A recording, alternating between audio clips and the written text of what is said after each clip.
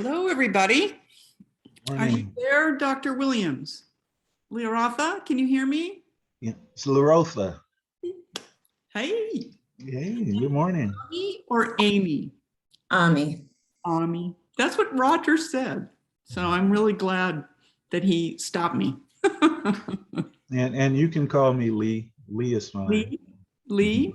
Okay. Mhm. Thank you. I will.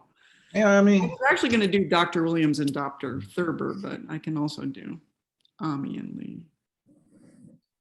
So are you in Portland, Ami? I am. Ooh, and you're from Portland. I am. I finished my undergraduate at Oregon State years ago. So Sweet. okay. So I believe that the two of you, are you two going to present together? Should I give you both the, the control?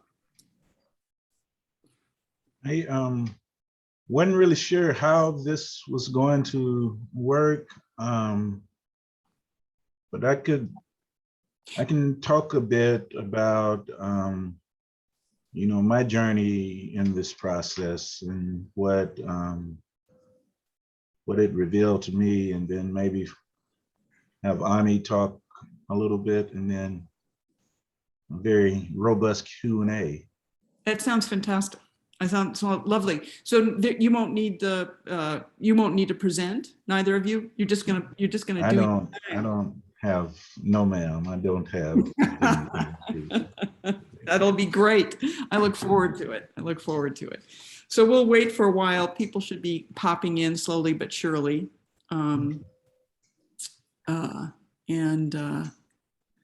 I guess we're up to a few. Hey, there's Carol. Yes. Hello, Carol. All is well. Good. How's your sister? Wanting to come home, and they're telling her, no, not till tomorrow. Well, I think there's a character upstairs as well.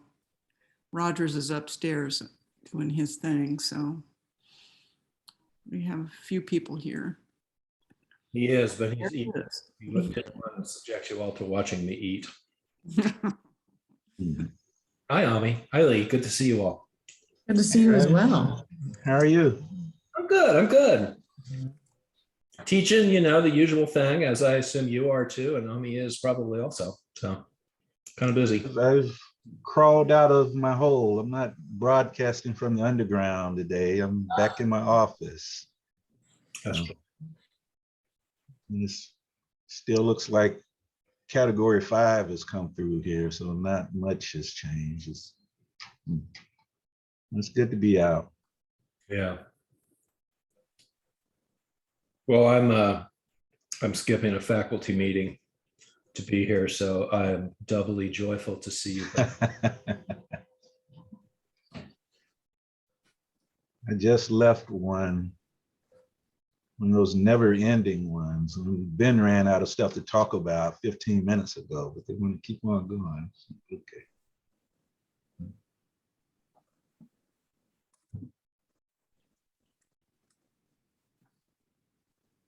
Has the tree started changing colors up there? Has it gotten colorful yet?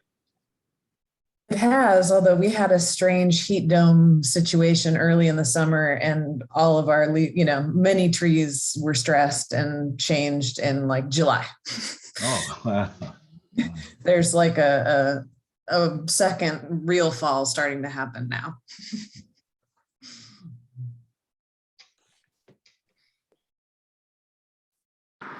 We've been lucky. We've had a lot of rain recently for the past month and a half. And so we ought to be blessed with some wonderful color soon. Okay. We'll see. Sometimes we are, and sometimes it just doesn't happen. Hadley Park is really pretty around November because all of the leaves turn yellow. It's like golden. I noticed today as I was walking around Richland Park that there's a female ginkgo tree that's Mm. just filled with ginkgo fruit. And there was a woman, she had her baskets, and she was gathering up the ginkgo fruit from the ground. And it was just like, ooh, neat. I really wanted to find out, like, what is she going to make with it? I wanted to go home to find out. So it's just, I hadn't realized it was a ginkgo tree or a female ginkgo. And then I looked at it and I realized it's just chock-a-block full of fruit, amazing amounts. So. And they typically bloom in October. I didn't know that. They are the ones that turn super yellow, right? The ginkgo, don't the leaves eventually will turn really yellow? I thought those were hickories, but I don't know a whole lot with these. Yes. Well, Madeline, Yes. I think it's we should start with, I guess we can start with you. Okay. And Well, I'm noticing people are still coming on, but we can Okay. go and start because between my hello and your introduction, we won't lose anything to Professor Williams' presentation. I want to welcome everyone. I listened to Professor Williams' presentations on OSHR, and I'm really excited to hear him again. I also wanted to let everyone know that we're still taking memberships. If you know of anyone you would like to recruit to be a member of the League of Women Voters Nashville, please get in contact with me, or you can go directly to the League of Women lwvnashville.org and look at the join button, and you can gift them, or you can encourage them to go there as well. In addition, I want to announce that October 19th, the League of Women Voters of Tennessee is sponsoring a redistricting program. We've been, the League of Women Voters Tennessee has been doing this for several months actually. And this one is Redistricting Perspective from Tennessee Legislators. And they are, the legislators are going to be Jeff Yarborough and I forgot his first name, Hale. And so that, if you're interested in that, you can also go to the League of Women Voters Nashville.org and register. That's October 19th. And that is about all, Karen. So I'm turning it back to you. all right. Welcome everybody to October's Hot Topic. And today we're going to be hearing from Dr. Ami Thurber and Dr. Leorotha Williams. They're co-editors of the book, I'll Take You There, Exploring Nashville's Social Justice Sites, this book. The book brings the guiding help of over 100 Nashvillians to places we might not encounter without their help. Dr. Williams is a scholar of African American Civil War and Reconstruction and Public History at Tennessee State University here in Nashville. And he coordinates the North Nashville Heritage Project at TSU, an effort that seeks to encourage a greater understanding of the history of North Nashville, including, but not limited to, Jefferson Street and its historic relationship to the greater Nashville community. Dr. Williams is a native of Tallahassee, Florida, where he earned his doctorate in history from Florida State University in 2003. Dr. Ami Thurber is an assistant professor in the School of Social Work at Portland State University, and she is joining us from Portland today. She is currently the PI on a multi-year study evaluating a policy to recreate housing access in an historical community of color to those displaced by urban renewal and gentrification. In 2018, Dr. Thurber received her PhD from Vanderbilt University's Community Research and Action Program in Peabody. Her dissertation focused on the development and study of the Neighborhood Story Project, a facilitated 12-week process that engages residents in study and taking action in their own neighborhoods. This work was awarded, by the way, in the 2019 award for the best dissertation by the Society for Community Research and Action and the Neighborhood Story Project. Sorry, I can't help but be excited by that kind of stuff. And is now a core program for Humanities Tennessee and has been replicated in many communities across the state. For the book, Dr. Williams and Thurber together engaged 125 different Nashville residents in writing place stories to counter dominant narratives of the city and to to surface historic and ongoing efforts to advance justice. Today, they will present that work to us. By the way, for those interested in purchasing the book, it is available from Vanderbilt Press. However, I also have a number of copies available. I had expected to be in person for this hot topic because I had not thought about Delta. So I got a bunch of copies so that I could have it available for when we all were together.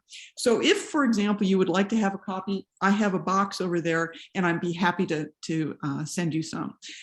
So without more ado, I would like to have Lee and Ami have a discussion with us about the work that I'll take you there. Ami, you want to go first or want me to lead on? You can kick us off. Okay.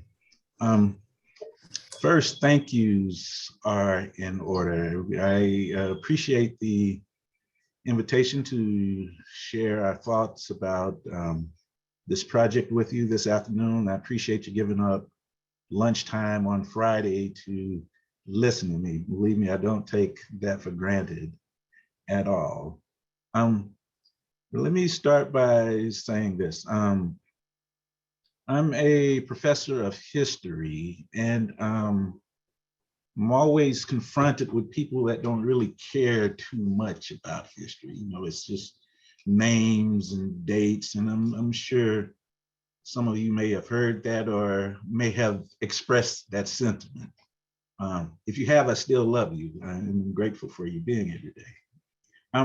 But I was always struggling with trying to find a creative way to tell stories, but I'm really interested in marginalized stories, stories from groups that we overlook or ignore, stories from people that might be citizens of our community, but we don't treat them as citizens.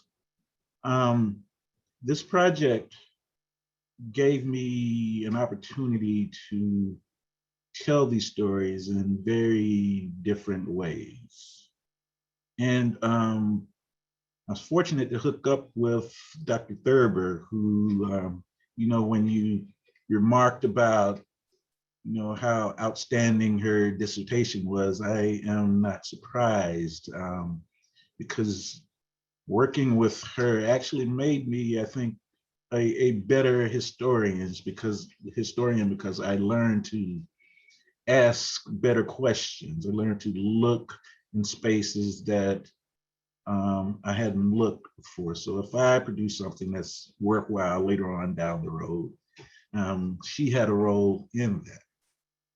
But for me, it seems as though we were pretty much out there doing almost the same thing. She's engaging the community as a social worker. I as a historian. So I could grapple with the facts. I could try to present the facts to the audiences, but there was a human side of it that I was completely missing.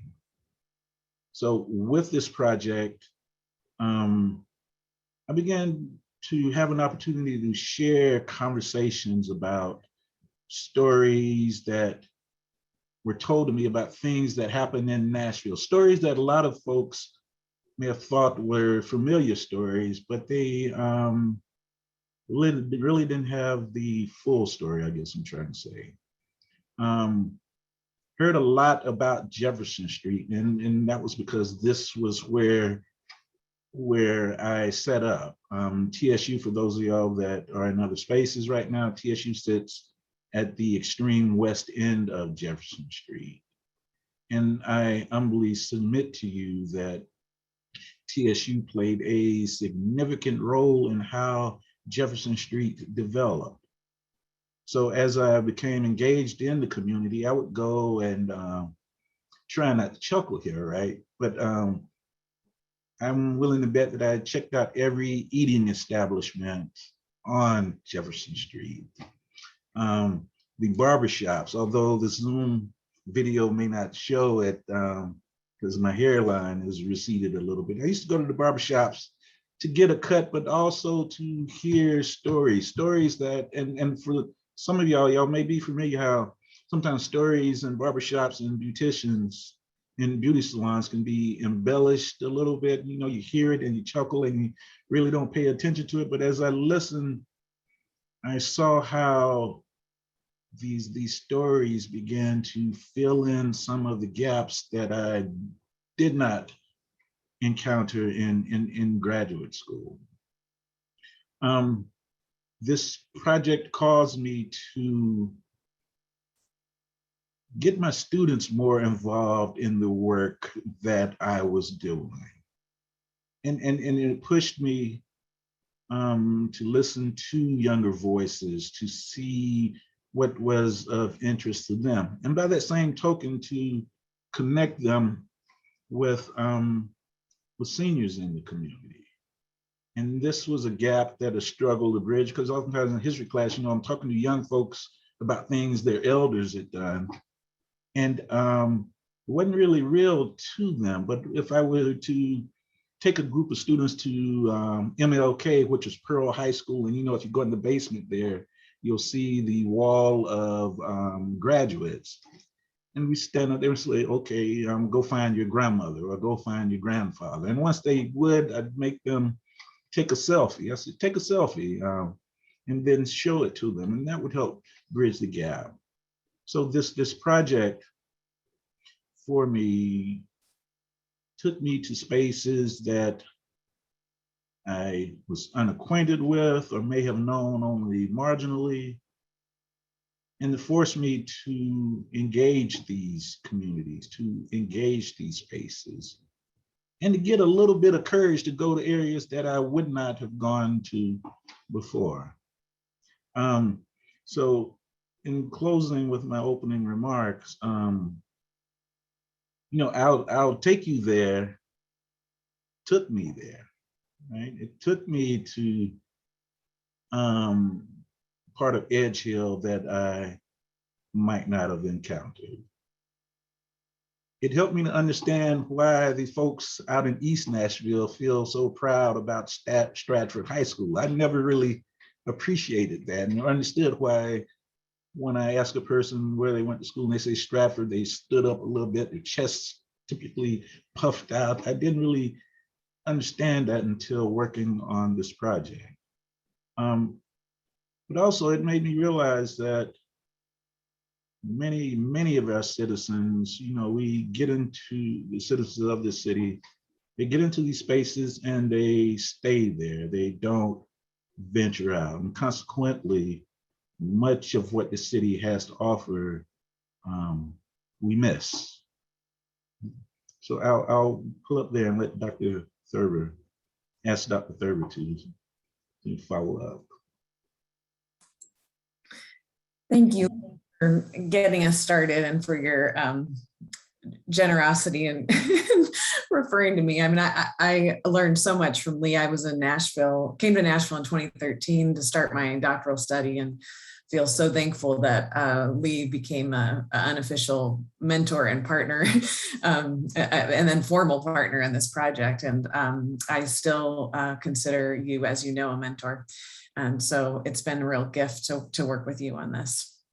I also just really, it's great to see Rogers Hall here. Rogers was, I think, at the very first brainstorming meeting about this project, which was 8-9 years ago now. So this was a very long time coming, and many hands and hearts touched this process along the way. People who are contributors like Rogers and one of his students but also people who just were thinking partners and helped us kind of build up the ideas, the concept, the values around this book. So I guess I'll say a little bit about my own experience in it, but also just the kind of the process of pulling this together, and then we can talk about whatever is on your minds, questions you have. The book is inspired by a project called A People's Guide to Los Angeles that came out maybe a decade ago. And that book was a tour guide, but like an alternative tour guide that was really focused on telling untold stories about LA, giving us a sort of social justice tour guide to the city. And when that book came out, a lot of people, including us, were really excited about it and excited about what something like that might look like for Nashville. But right from the beginning, as we started talking about it, we realized we don't want this to just be, a handful of historians or urban planners or scholars writing about the city. We want this to be a bottom-up kind of a story. We want to have as many different voices as we can told. And one of our advisory committee members, Tristan Hall, said, when this is done, I want 100 people to be able to pick this up and say, I helped write this thing. And we're really proud that 100 plus people can pick it up and say, I helped write this thing. So, that meant that it was a really long and messy process. But we put out a call and said, look, here's what we want. We want stories that show us things that we don't already know about Nashville. We want stories that reveal struggles for social justice, that reveal the way that dominance and inequality have played out in places in our city. But we also want stories that uplift and celebrate resistance, resilience, creativity from within communities that are often ignored. And so we put out a broad call, and people started letting us know they were interested. Stories started trickling in. But one of the things that happened is there are a lot of people who were very happy to sit down and chat with us, but were reticent to put pen to paper, that didn't see themselves as authors, didn't see themselves as scholars. And so one of the things we realized is we needed to find ways to support community members to tell their stories. Some people are more than willing to write them down, and other people needed partners to help them. And so we integrated this project into a graduate course at Vanderbilt that I feel very thankful that Sarah Suter, who runs this master's program in community development and action, basically gave her kind of anchor seminar for 3 years to this project. And we integrated the project into that course and had students find community members who had places that were important to their community that they wanted the story of that place told. And the students and community partners worked together to figure out what ought to be told about that place. And if the story was historic in nature, to go into the archives, do historical research, to write together, to edit together. In some cases, the community partner wanted to take the lead in writing, and the student did kind of background research and editing. And other times the partner wanted to sit and talk, and the student went back and typed everything up and sent their notes over, and the person said, you got that wrong, edited. So it looked different for each collaboration, but in all, the published book, we got many more contributions than we could include, but the published book includes entries from 54 Vanderbilt students and 42 of their community partners. Several partners submitted more than one, and it made up 40% of the entries. So that's pretty cool to me as an educator to sort of see that happen, and to see the ways that our students could learn a different way of interacting with the community, to not sort of seeing themselves as experts, but seeing themselves as it being an accompaniment with community members to bring something forward. And that was a really rewarding part of the process. I think, for me personally, as someone who always knew I was going to be a short timer in Nashville, I came from the West. I grew up in Portland. I returned to Portland. I returned to the block I grew up 5 doors down from my mother. So I have strong place attachments myself to my own communities of origin. So I knew that I wasn't going to be in Nashville forever, but I really wanted to figure out how to be a good citizen of Nashville while I was there, how to be a good student of Nashville, and also to to give back something while I was there. And being a part of this project was just such a gift. You know, I learned so much about the city. I met so many incredible people, and I'm so delighted to have been able to offer this book as something that can live on. So I think there's lots more we can say, but I do think Lee and I want to open it up for some discussion with you all. We've gotten to do a couple of these book talks, and which is great. And I'm always just like, I think we get tired of hearing ourselves talk. So we're curious, for those of you who've seen the book, you know, what has struck you, what questions you have, even if you haven't seen it, what questions you have. And I did want to just do one more acknowledgement to one of your members, Hasina, who contributed the entry on the Hermitage Hotel. So thank you. Thank you to Hasina, who's also a colleague of mine, graduated from the Community Research and Action Program with me. Yeah. I would love it if both of you would, each of you rather, would give an example of one of the things in the book that just really like made, you know, just made you happy, or really, maybe happy isn't the right word, but, you know, just made it all worthwhile. Here's an example of something that happened and why it is that I'm really, really glad I was involved in this. So, Ami, you want to go, since you're still there? Well, sure. I mean, there's so many sites in the book that are, you know, were important for me to be involved with. That, you know, just as my students partnered with community members, I also got to partner with a number of people. And one of the things that happened after kind of our first round or two of having this the book went through many rounds of peer review.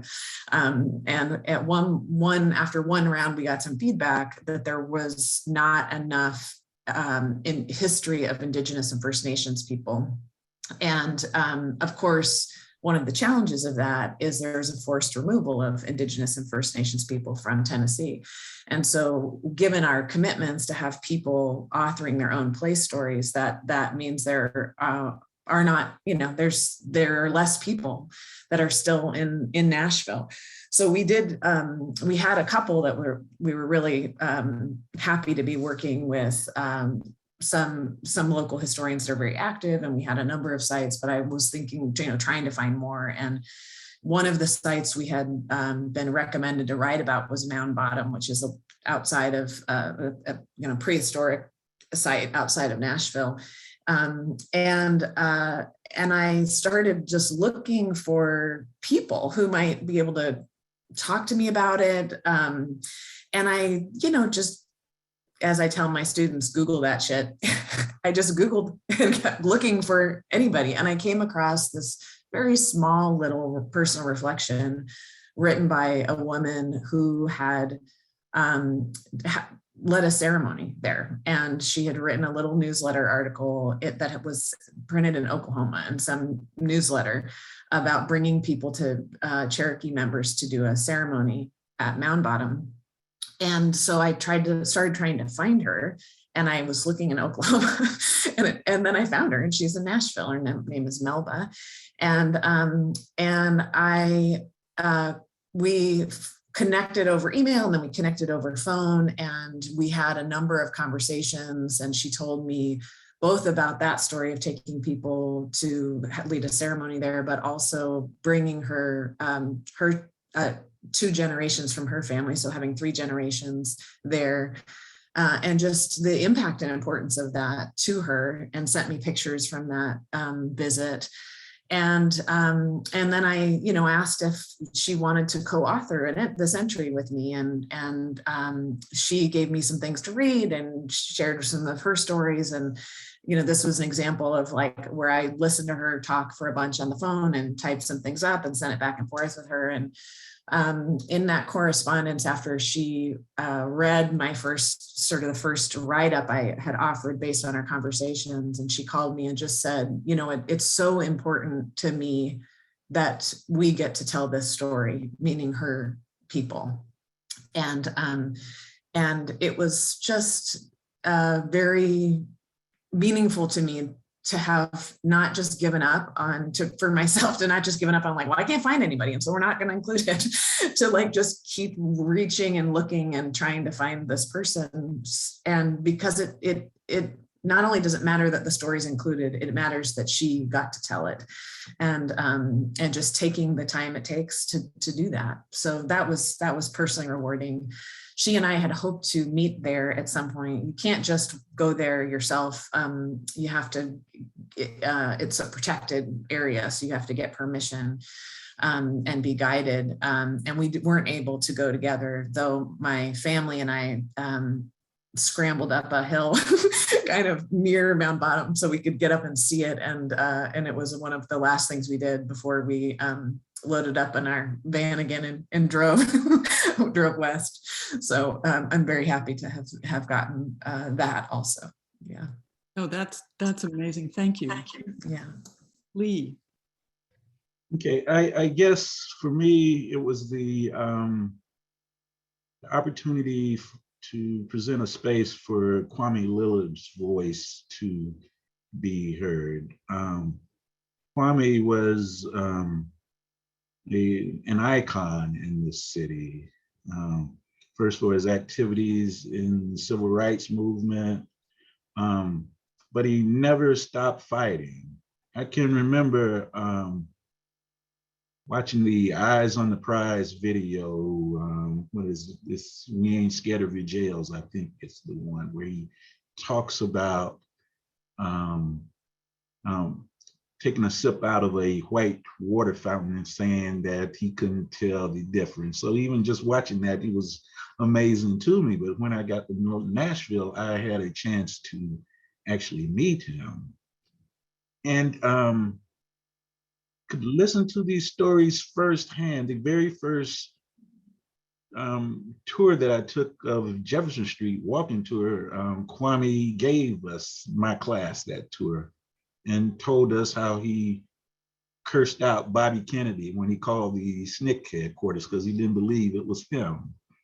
Kwame and I attended First Baptist Church, Capitol Hill, a really important, significant church in this city. And I would see him and want to go speak to him.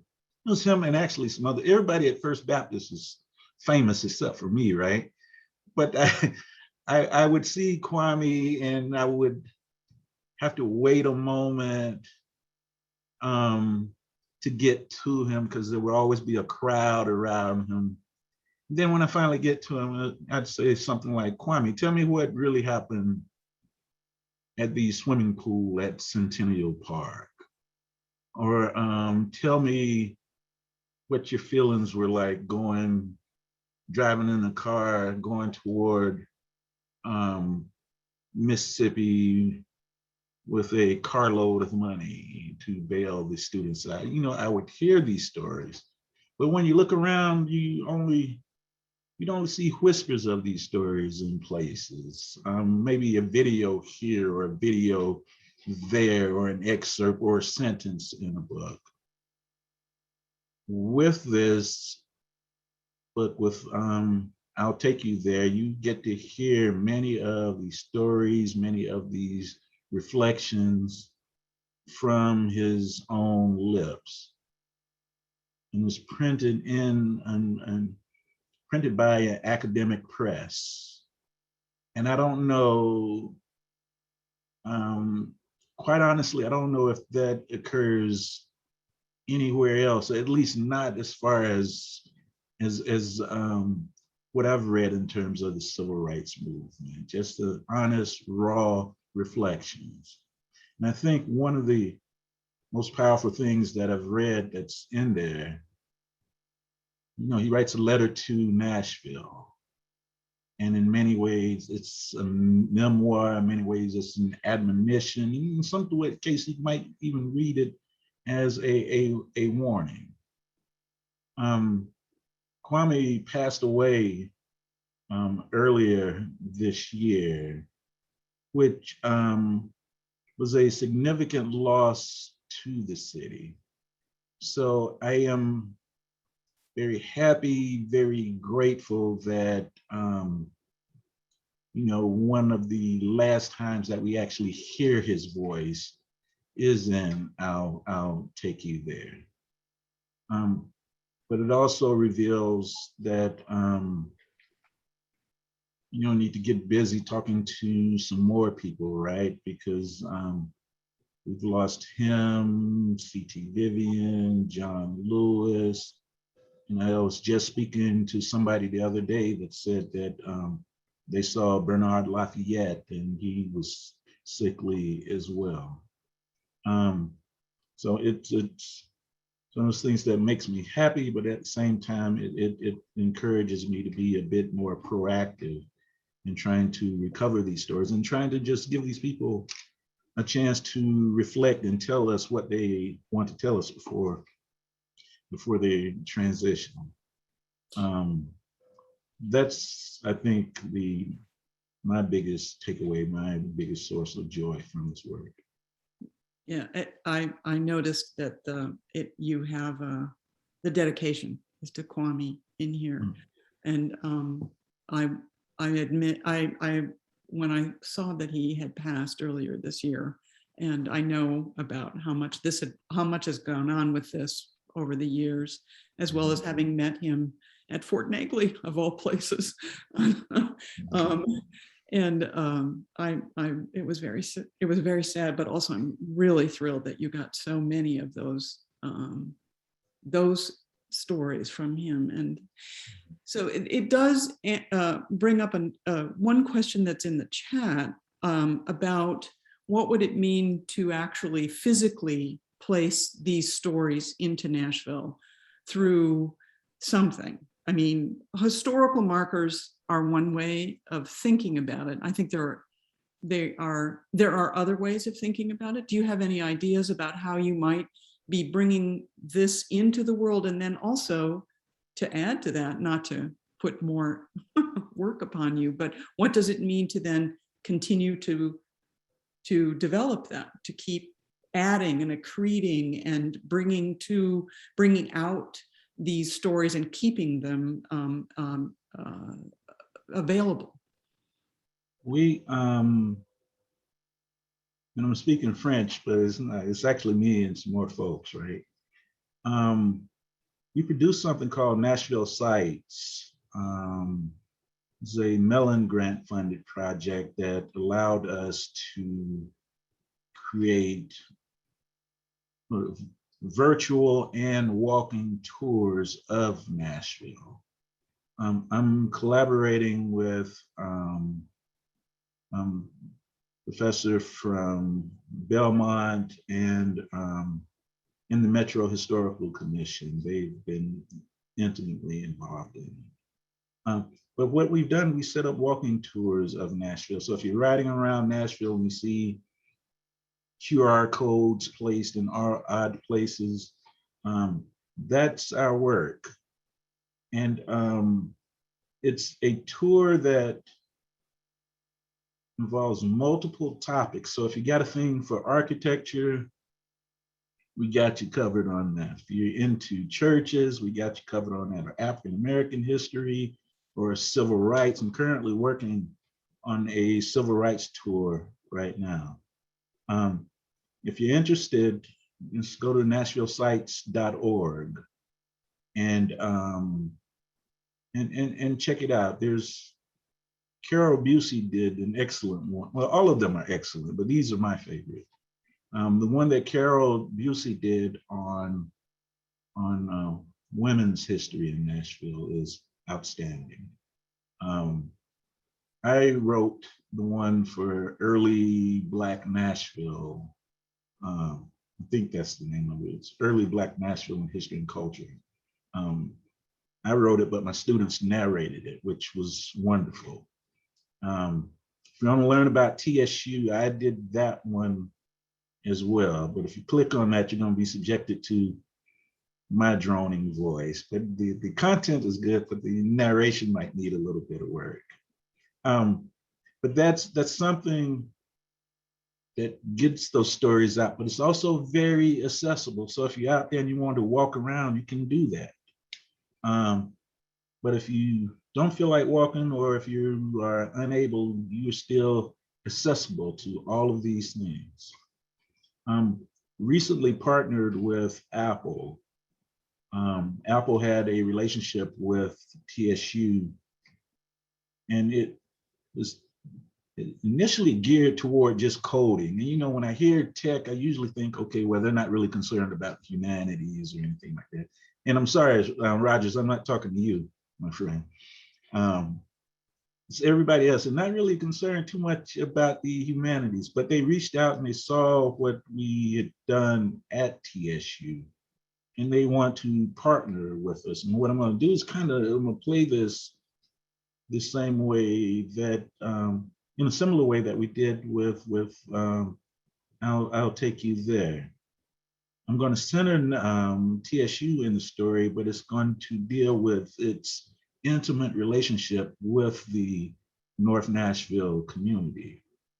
So now a lot of those stories that I have that didn't make the book about, like the guy I know, Mr. Tom, when he saw Tina Turner sitting on the corner of D.B. Todd and Jefferson, his responses to seeing her out there, that might make the story, or even the reflections of an African American that's coming back from Vietnam to a city that is rioting as a result of the assassination of Dr.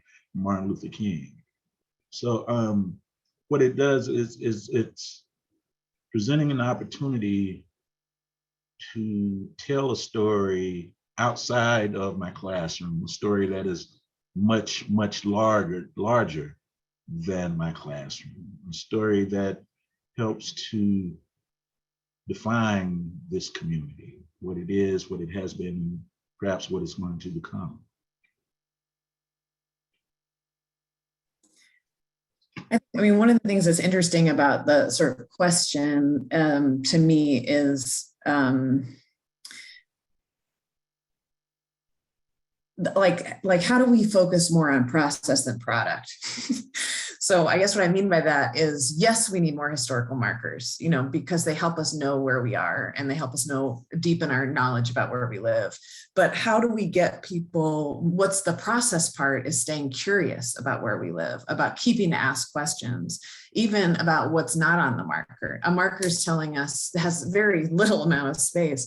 So it's giving us one piece of that history, but what is it not telling us? What other stories could be told?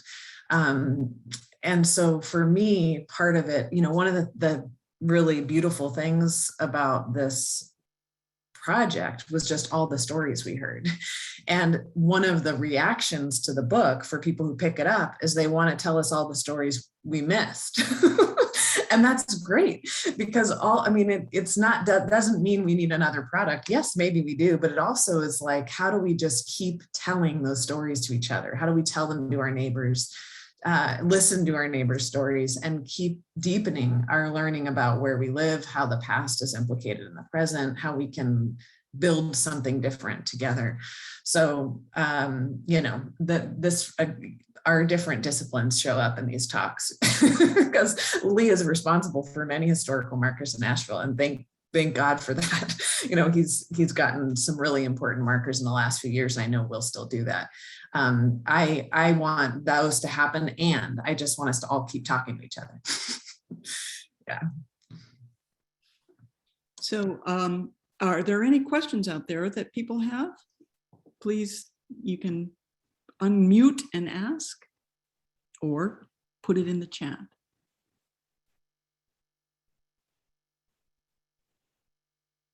I'll go ahead. Hi, you guys. I'm excited to check the book out. Sounds amazing, and so thankful that you did this work.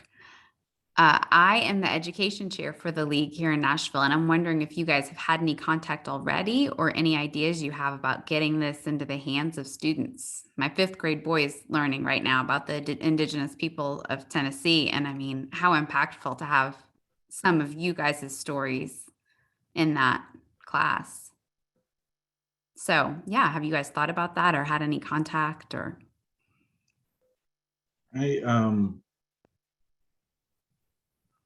I've spoken to some educators who've inquired about, getting copies of the book, and I haven't had anything more articulate to tell them than to contact Betsy Phillips, and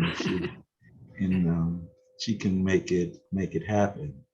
But it's an interesting question because I really, when I made my contribution to it, I didn't realize what a wide audience it would have. Because as a historian, I wanted to, get these stories out to the public. But as a college professor, typically my audiences are a little bit older, and I will confess, I don't think I even have the skills to present this sort of material to students that are outside of my comfort zone. But having said that, all of these stories probably need to be known by our young folks before they even arrive at TSU or Vanderbilt or Belmont. Just the most basic thing. I feel as though, I feel strongly about this. Every child in public school or private school here in Nashville needs to know who Z. Alexander Luby was. Or now, even now, who Kwame Lillard was. Or some of the women in this community who are woefully underrepresented in our history in every single discipline. Maybe this book could be a gateway to learning that, but also a greater cooperation or collaboration between academia and our public schools. I think one of the things that we that I really love about the book is that it includes entries about places that are historic, their significance is historic, and places that their significance is contemporary. And so places where there's been youth immigrant rights organizers, rallying for access to higher ed, et cetera. There's places that are about,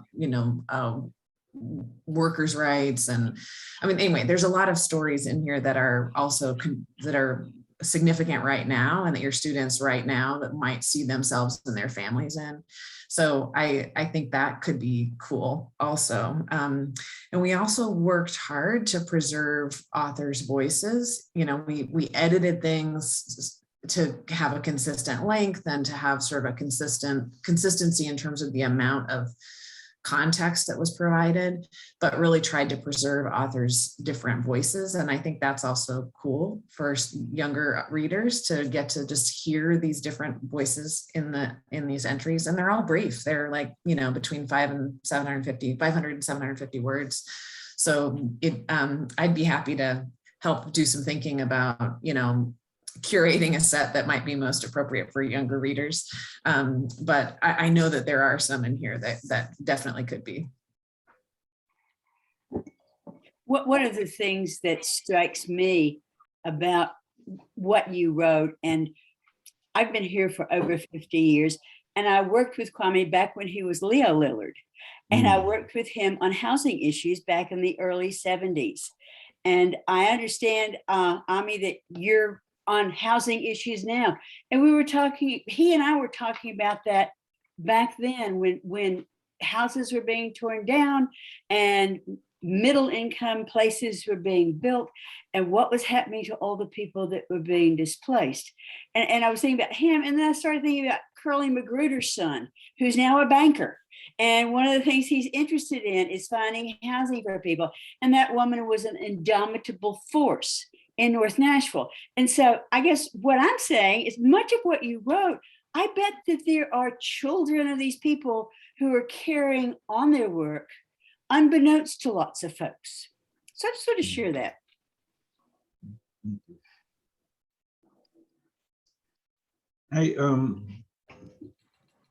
In many ways, I feel that this book is also it holds up a mirror to Nashville, if that makes any sense. The thing that speaks most prominently, at least in my mind, that resonates the most in my mind is the Tara Cole bench. For those of y'all that aren't familiar with the story, Tara Cole was a young woman who had some mental health challenges, and she was killed. Some guys came along while she was asleep and pushed her into the Cumberland, and she drowned. There's a bench that memorializes, that is a memorial that has been established not only to her, but to the underhoused here in Nashville. But I want to pose a question to each of y'all that are on this call.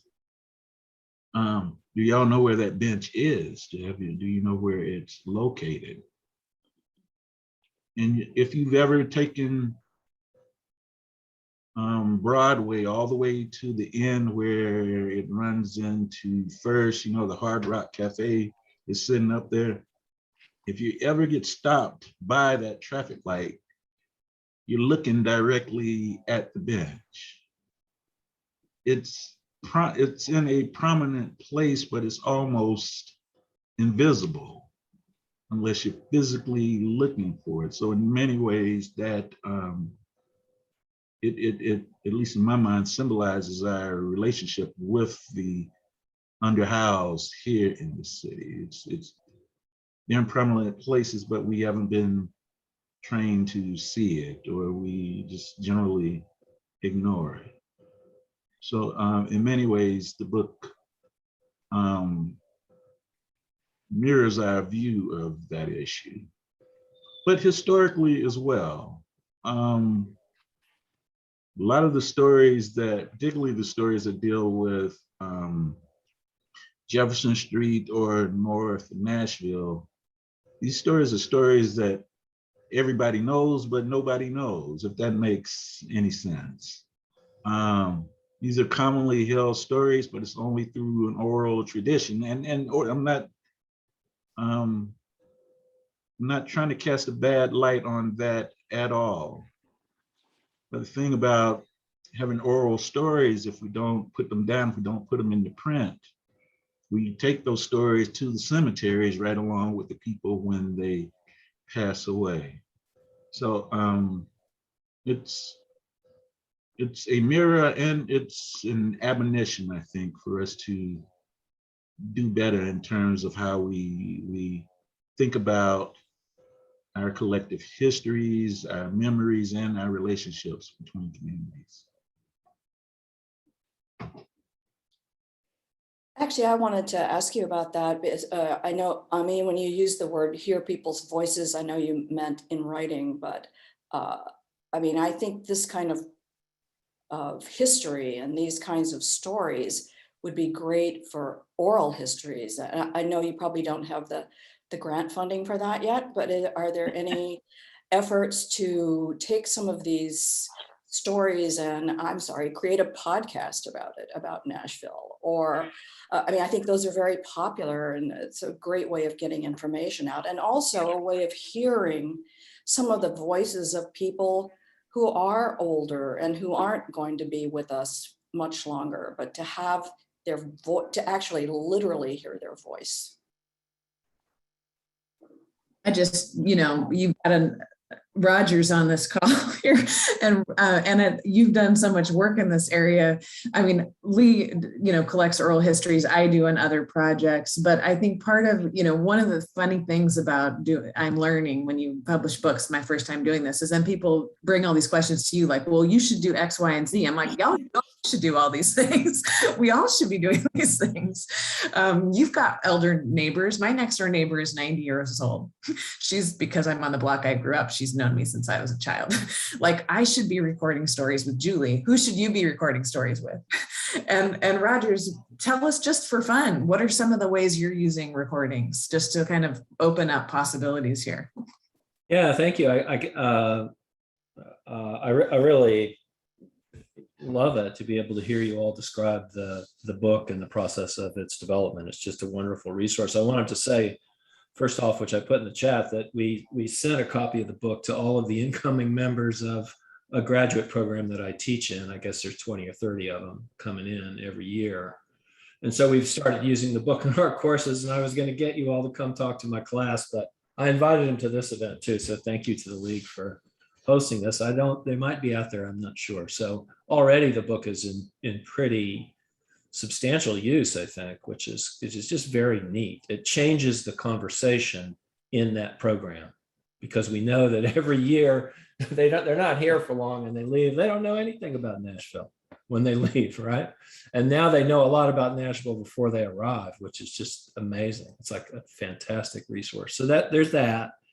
So how to use spoken word and oral history in relation to other cultural heritage items in this city. I mean, the music of the city is so rich. So our group has been fiddling around with the relationship between stories told, digital audio versions of stories told, and songs, songs that tell a story of their own and how they relate to place. So if you drill through that crazy map that you all let us put in the book, I appreciate you letting us stay in the running.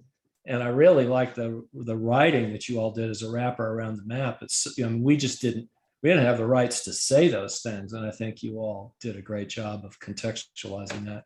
But if you drill through that, there's a website, storyliner.org.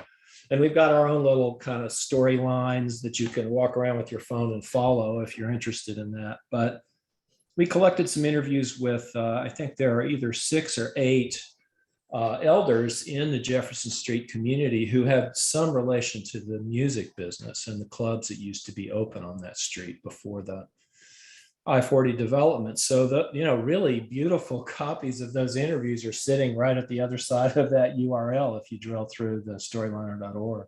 Just look for the tiny history desk. So that was a idea of Ryan Washington. His dad, Mr. Lorenzo Washington, runs the Jefferson Street Sound Museum. So they kind of live on the museum's website. But if you all are interested in them, they're hilarious. You'll see a little bit of me. I understand Lee's hesitance as being a spokesperson in some recorded thing, but that's the way it is. But they tell amazing stories. They tell really amazing stories. And I get goosebumps even now when I listen to them. I had no idea what they were going to say. So yeah, I think it's very rich to keep that going.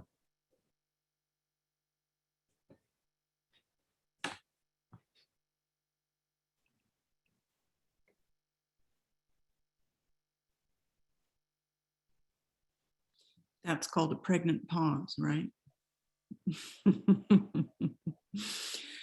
Are there, some of the things, the suggestion about a podcast, for example, the thing that Rogers, the interviews that Rogers is talking about, I believe that Ryan Washington has made into a podcast. So you can hear some of those. The problem is more the sticking power, or how it expands. So where does the book go? How does the book then connect up to resources such that the resources can not just take whatever is already constructed, but also continue a relationship so that it goes forward, and that sort of thing. So I think I think that's the next sort of move, hopefully. And Rogers does that with his class and in his program, as well as I'm assuming that some of the people in the program that you are in, Ami, probably also are involved in this. And Leorotha has always got his students out and about, and they're always on the ground. I remember meeting you at some point, Leorotha, and you mentioned that someone said, well, you may not be from here, but there is history here, and that you kind of threw yourself into it, and there you walked outside your door and there it was. I mean, Jefferson Street with its tree and all of the things, Hadley Park and the swimming pool that was there, and the exciting interstate that went through it, and Fisk University and Music City and all that are just right outside the door. And and can be brought forward in a way that I think both you can do with your students, so that students are continually reinvigorating these. And I think there are lots of other things to reinvigorate. I think Ami, Native American and First Peoples here, I think would be the reinvigoration of such stories would be, and more than stories, also place would be really wonderful if this was something that could happen through the I'll Take You There.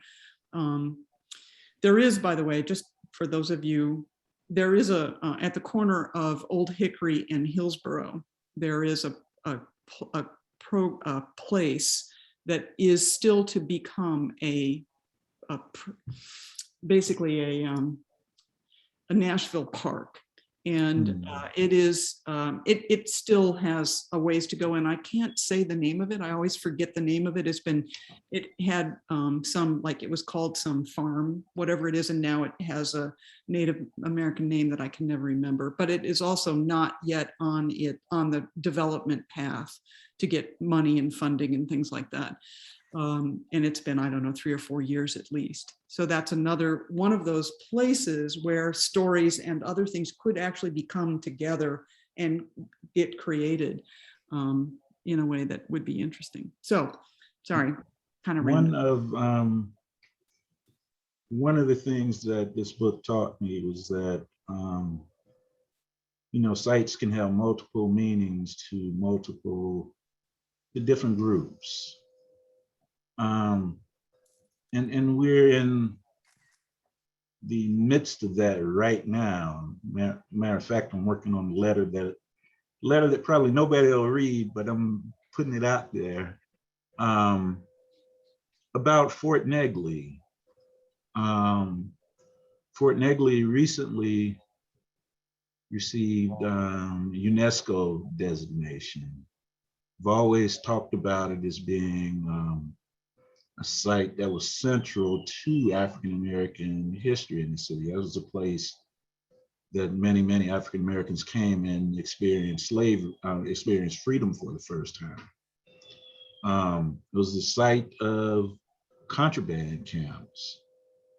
But it's also the site of one of the longest lasting homeless camps in this city. The city came in and cleared them out, but I was out there the other day and they are slowly trickling back. We're engaged in a lot of work to define what that site should be in the future. And I suspect that they're going to find some remains of African Americans out there once they actively get out there and start looking. Yeah.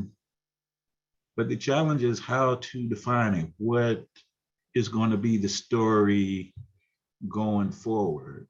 Mm-hmm. In all of my classes, I present my students with an assignment. And I do this on the first day of class, and it's kind of funny because I count it as extra credit, but give them extra credit, and I haven't even talked about the credit yet. So how does that work?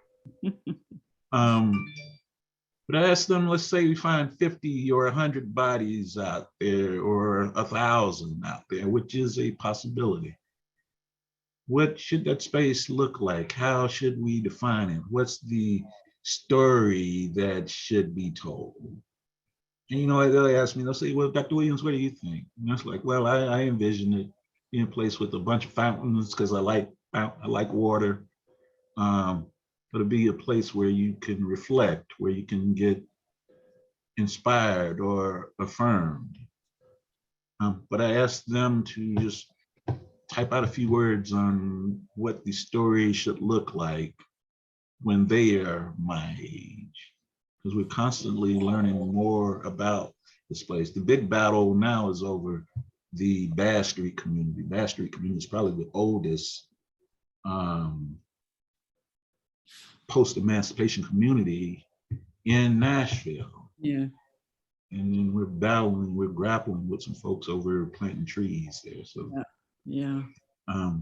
but I guess I said all that to say this. We need to think creatively about what we have omitted, what we've ignored, but what we're going to tell going forward. And that kind of speaks to the process part that Ami referenced. And I think the continuing process, and I think we really appreciate you to coming and presenting this to the league here in our hot topic. This is definitely an ongoing hot, if not, hot topic, and I'm hoping it will continue. And I'm so happy that you all could be here. And thank you also, Rogers, for adding your little tidbit here and there. By the way, just for all of you, the next hot topic will be on November 5th, and we'll be switching a little bit and talking about solid waste issues in Middle Tennessee, which, by the way, is equally important about where we're going to put our stuff. I mean, our junk, our trash, etc. So, sorry, it's amazing. This is what it means to be part of the League of Women Voters. Just kind of bounce around from one thing to another. But this was absolutely fantastic, and I want to thank you so much for doing this. And it was just great. It really was. And I feel a little guilty because this is my own guilty pleasure, but thank you so much. Thank you. Thank you for inviting us. Thank you. Thank you for the opportunity. Yeah. Bye, everybody. Bye-bye. Yeah.